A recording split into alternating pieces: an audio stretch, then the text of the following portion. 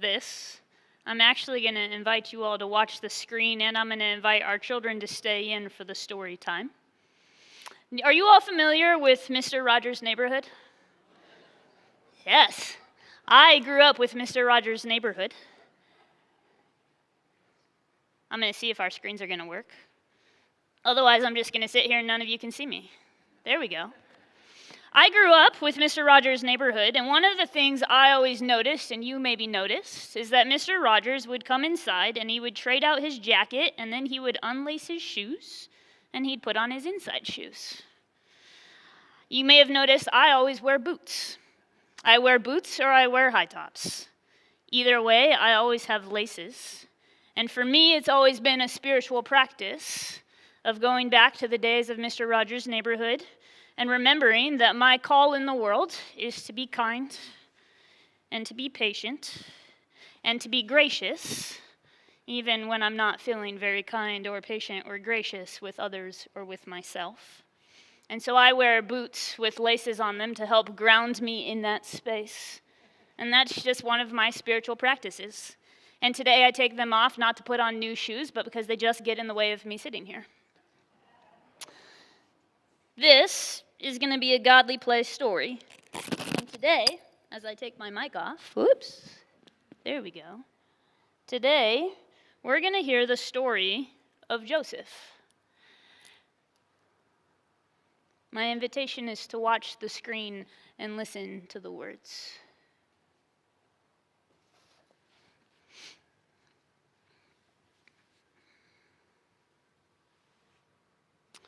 God told Abraham that he was going to be the father of a great family. Abraham had Isaac. Isaac had Jacob and Esau. And Jacob had many sons of his own. Jacob had 12 sons.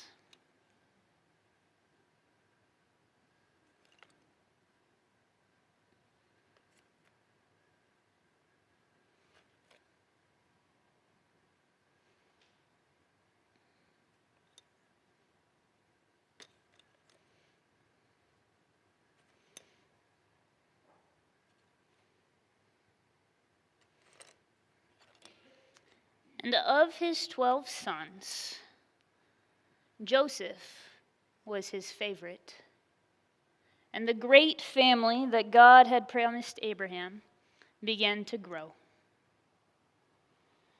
Joseph was Jacob's favorite son, and one time Joseph was gifted this coat of many colors with long sleeves to wear. And when he got this coat from Jacob, his brothers began to hate him.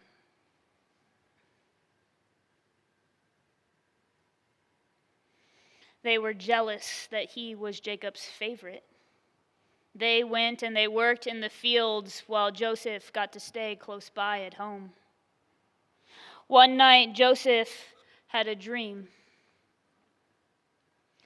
He dreamed that there were bushels of wheat, and they were working in the field with his brothers, and his bushel of wheat began to rise, and theirs began to bow down before him.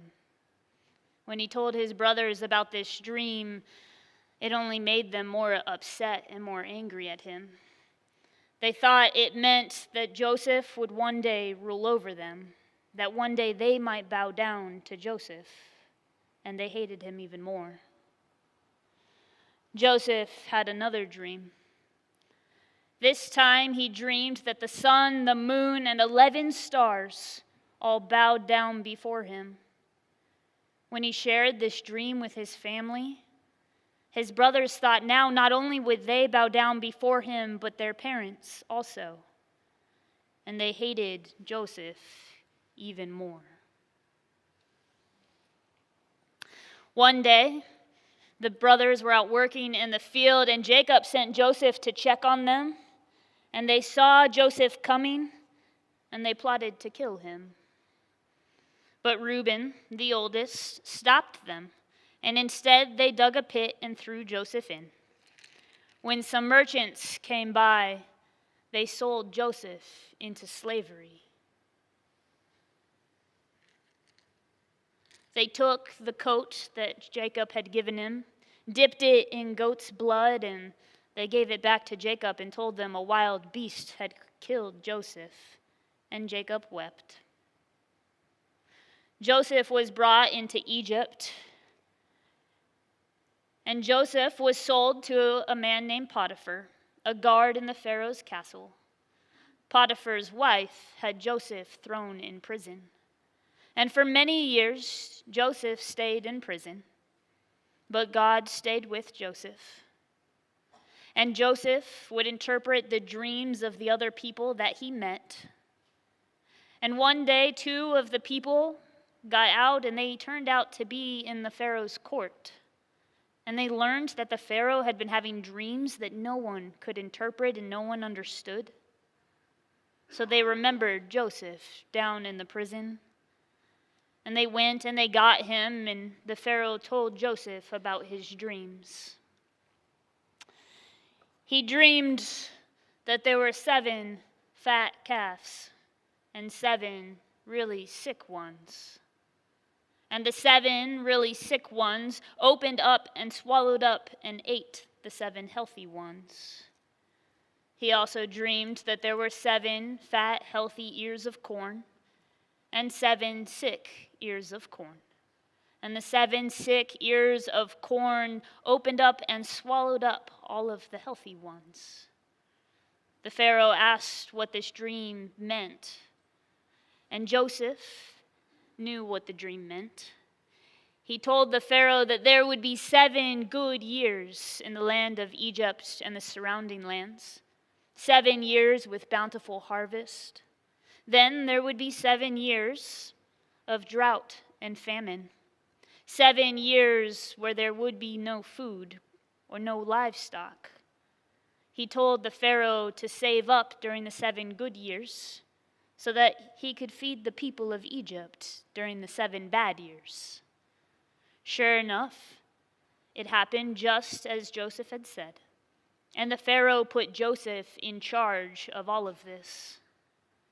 After 7 years, when famine and drought hit the land, people from Egypt and all over Egypt would come and ask Joseph for grain that they had stored up. Some of those people were Joseph's brothers. Jacob had sent them to Egypt to get grain because they had none during the famine and the drought. When they arrived, they did not recognize Joseph, but Joseph recognized them. So he gave his brothers grain, and then he sent them back home for them to return later. The next time the brothers came, Joseph showed them that it was him, and they were shocked. And Joseph said, "Do not worry, God sent me ahead to prepare the way and to save life. You meant it for harm, but God meant it for good."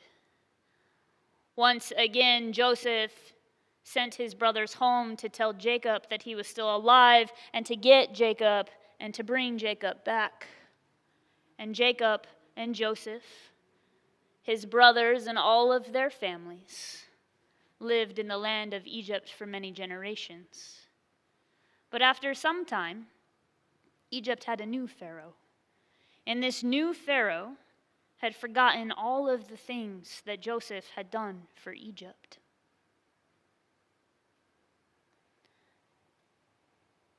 I wonder what part you might like best about the story.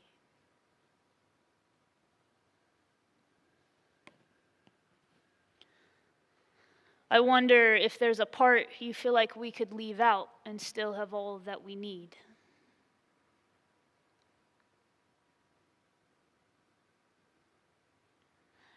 I wonder if there is a part that is about you.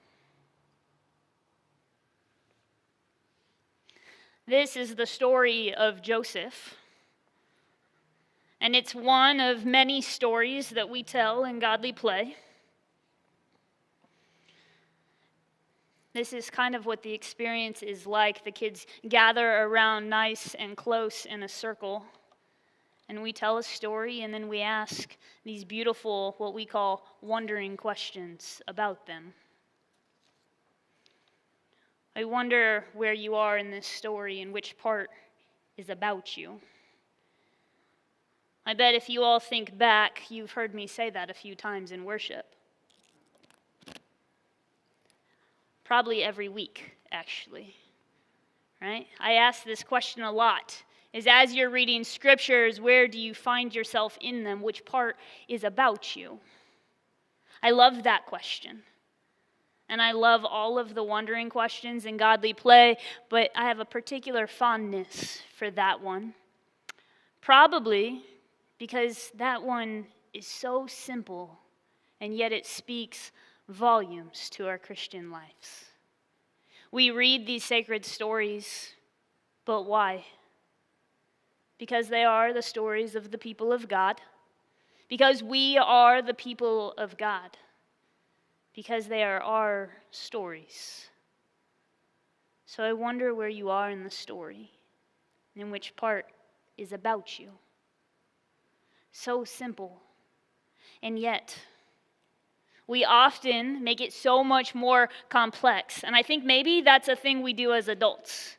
We grow up, we learn that the world is a complex place, and so we think that the simplicity cannot possibly exist. And so we read scripture, and we find it confusing, and we overthink it sometimes, or it's just confusing and we don't think about it enough because it overwhelms us. We have lost the art of simplicity, of letting a story wash over us, of sitting in wonder and exploring which parts we like best and which parts seem to make us uncomfortable, to figure out which part is about us, to explore not just the story, but our relationship with the story, our relationship with God and one another. Not just experiencing the knowing in our heads, but in our hearts. I could tell you so much about the approach to Godly Play. I could tell you all of the statistics on it. I could tell you the school of thought that it comes from. I could tell you all these wonderful things about it. All the research, the importance of developmental stages, of what happens when you start to engage kids in this manner and allow them to have stories that wash over them. And originally, that was my plan. If I could get up and convince you that this program is going to matter, that worship for children matters, then the way I would do that, well, it just wasn't going to be effective. If you want to hear those things, come talk to me. I'll talk about Godly Play all day, every day. I experienced my first Godly Play classroom, or sanctuary as we'll learn to call it, in 2010. Since then, I've helped churches all over Southern California and Arizona start up Godly Play sanctuaries for their children too. This is a great passion of mine. Setting up these stories and allowing children to experience faith in a way that meets them where they're at.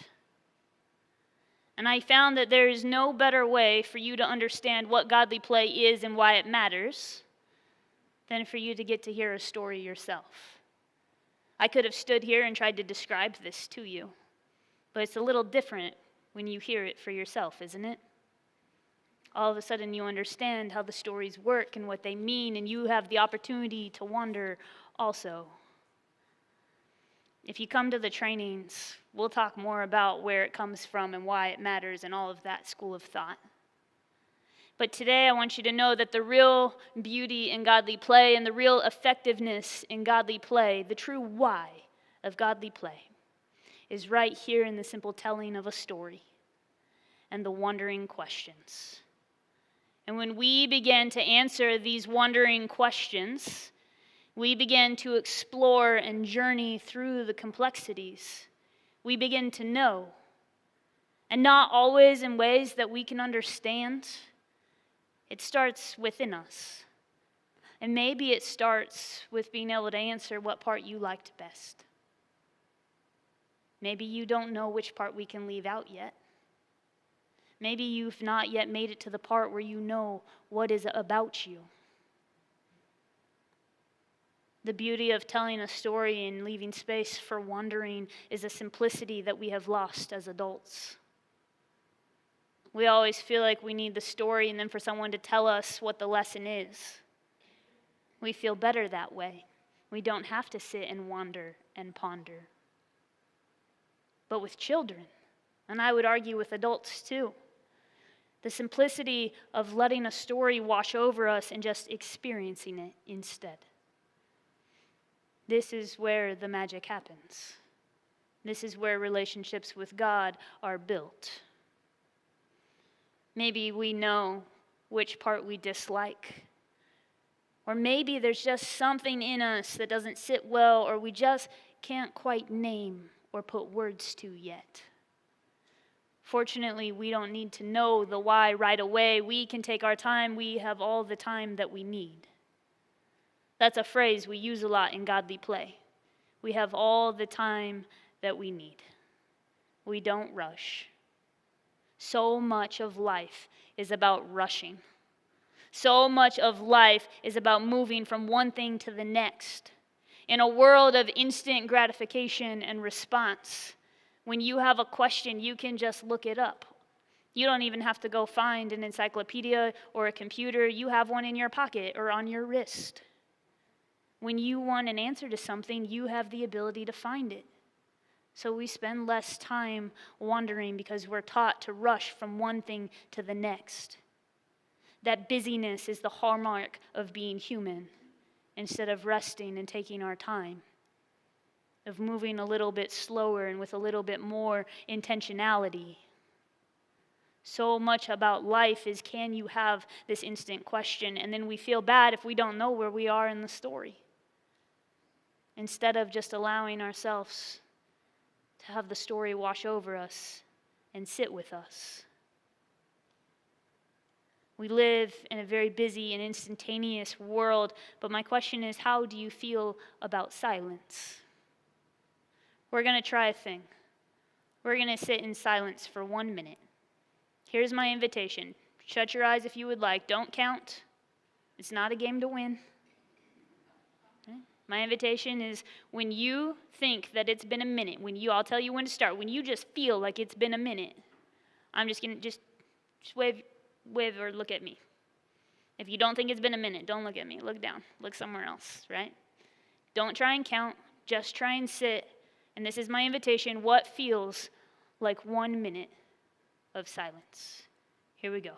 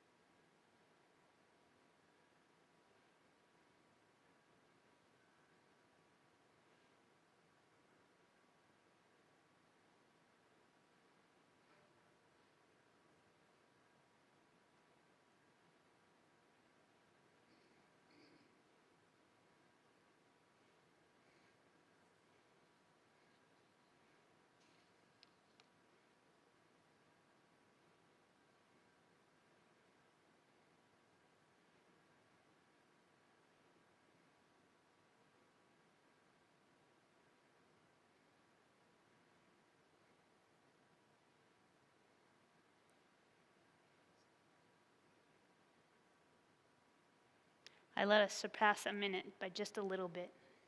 But I want you to know the first people to wave at me and say it's done was 20 seconds in. A whole slew of you hit it at 30 seconds in.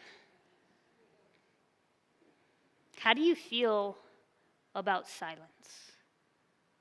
Does it feel like it took forever? For some of us, for those of us that are usually uncomfortable with silence, it feels like it took forever to get to that minute. Some of us feel like it passed in an instant, like we could have used more time. Usually when I do this exercise with small groups of people and I ask them, we get to talk about it afterwards, and someone always tells me that silence makes them uncomfortable. Have we heard that? Have we experienced that, some of us? Maybe those of us that hit 20 seconds and said, we're done, please end. Silence makes us uncomfortable because we feel the need to fill it. Have you ever felt the need to fill silence? Most of us at some point have felt like we need to fill the silence because we think that silence is empty. We think maybe that silence is nothingness. Except what if I told you that silence is actually full? What is silence full of? Maybe a deep sigh, a moment of rest, time to process, noticing things around you or people, preparing, hope, potential, God. Silence is not empty, it's full. In the silence is where you reflect on the things you've heard or experienced. In the silence is where you figure out which part is about you. In the silence is where you find your relationship with God. In the silence is where you prepare what you're going to say next. It's the anticipation. Silence is a lot of things, but it's not empty. And in godly play, we really embrace the silence and the need to not rush. Counterintuitive to everything that we are taught as adults, to rush from one thing to the next in this instantaneous world. And instead, we say, what if we slow down? Let the story wash over us. Ask these wondering questions and allow the silence that allows us to find ourselves in relationship with God. Because in the silence is often where we find ourselves. In the silence is often where we find God, where we get to know ourselves. Today we heard the story of Joseph, and I chose the story of Joseph, one, because I have a particular love for this story. It's the first godly play story I ever got to tell. Two, I think it's just a beautiful representation of how the stories work. There's a whole bunch of different types of stories. These ones are called our sacred stories. These ones come from the Hebrew scriptures and tell the life of the great family. If you were listening, you heard at the beginning, I talked about God's promise with Abraham and the lineage. And at the very end, I set myself up with a new Pharaoh that comes in and forgets all the things that Joseph has done for Egypt. So guess whose story follows that? Moses, right, in the Exodus.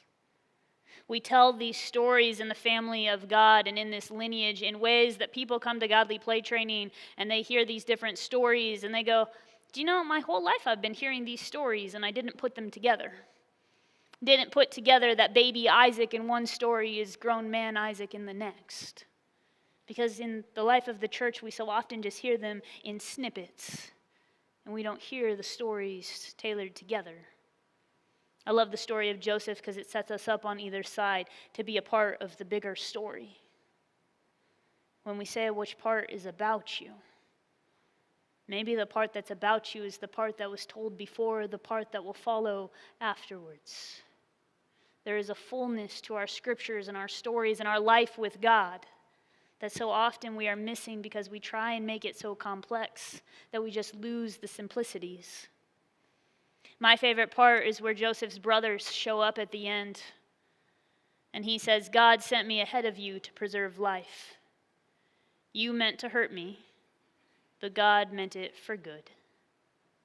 I like that part best. God sent me ahead of you to preserve life. That's what it says in our scriptures. God works in incredibly unexpected ways. Joseph didn't follow a call to Egypt. He was sold into slavery by his brothers. And yet God sent him ahead to preserve life. God works in remarkable ways. Joseph spent many years. He was a young boy when he was first sent to prison. He was an older man when he was released. But God stayed with him. And God works in these remarkable ways, and so often we are so busy rushing through moment after moment, believing that silence is empty when it's full, that we miss it. We forget that the moment of silence, the moment of intentional pause, holds all the potential in the world, and that that's where we find God. Because these sacred stories are about the people of God.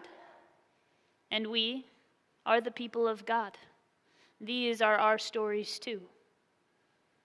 So today we heard the story of Joseph, and I wonder where you are in the story and which part is about you. Amen.